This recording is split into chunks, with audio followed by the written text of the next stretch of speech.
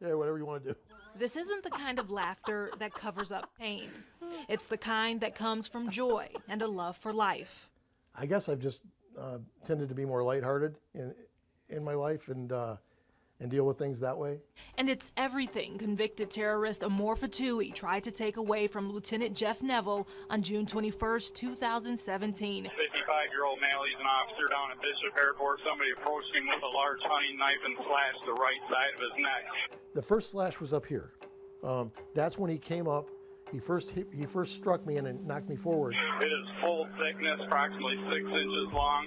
Got some vessels in there too. We had profuse bleeding on scene. Lieutenant Neville got him to stop stabbing him. Lieutenant Neville fought him right to the end. Ftouhi stabbed Neville repeatedly with a knife with a 12-inch blade that he purchased in Michigan after multiple failed attempts to buy a gun here. And he walked up my back, then he went up over the edge of the edge of the vest and stuck the blade in my neck. Fortunately for both him and for us, there was not injury to the major blood vessel. The doctor said that the knife actually struck one of my top 2 vertebrae and bounced off. He said those are the hardest vertebrae you've got, is the top 2. So, I mean, tell me that, you know, somebody wasn't watching over me that day. Excellent. Big smile, please. It says Bishop Airport stabbing victim to be honored in Fenton Freedom Fest parade. We revisited some of the stories in the wake of the attack, talking in his Grand Blanc office where he does real estate now. Some of it he remembers clearly. Other parts of it have been filled in by others over time. For example, several months ago I had a chance to talk with Rich Krull, who was the maintenance man who pulled him off me. Jeff let out a moan of pain, and I looked over at him and could see the attacker stab him. And Rich told me that I told him to grab his ear or grab his head and keep his head from moving, because I learned early on that if you control a person's head, you control the rest of their body. Meanwhile, the scene outside, hectic. A swarm of emergency vehicles and law enforcement officers, people waiting to know what's going on and when their flights would resume. The heart-pounding, violent, and bloody encounter happened in seconds. A handful of heroes, who were later honored along with Neville, helped stop the attack. Neville, with no thought of shooting the Canadian and Tunisian dual citizen who had entered the U.S. less than 1 week before. I was seriously injured. I couldn't even get my handcuffs out of the case because of the blood on my hands. Good luck pulling a gun. Sure. Besides the fact that Rich is laying underneath him. And when you fire a weapon, you're supposed to think about your backdrop. You have to consider that.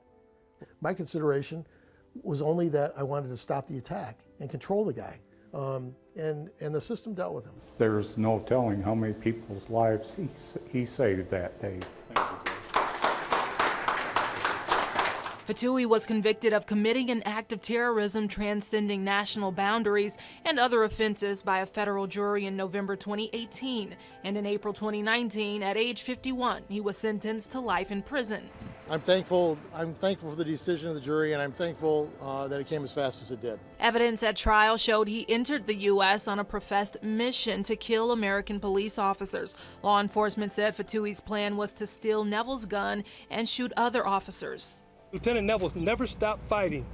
Never stopped fighting. You know, I wasn't going to quit until I couldn't go if I was unconscious. That's the only way I was quitting. Other than that, and then I was planning to fall on the dude and, you know, smother him under my girth. You know what I mean? Thankfully, it didn't come to that. He was hospitalized and released about 5 days and 50 stitches later for the gash on his neck.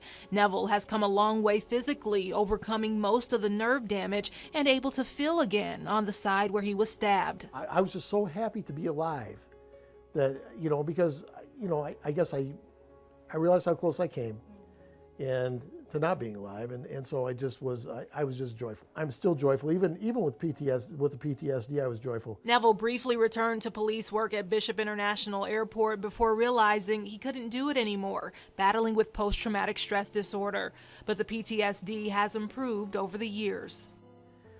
You know, I'm not going to say it's gone, but I don't think it weighs as heavy on me. I guess if there's a side effect now related to the incident, it's probably that my startle reflex is probably intensified.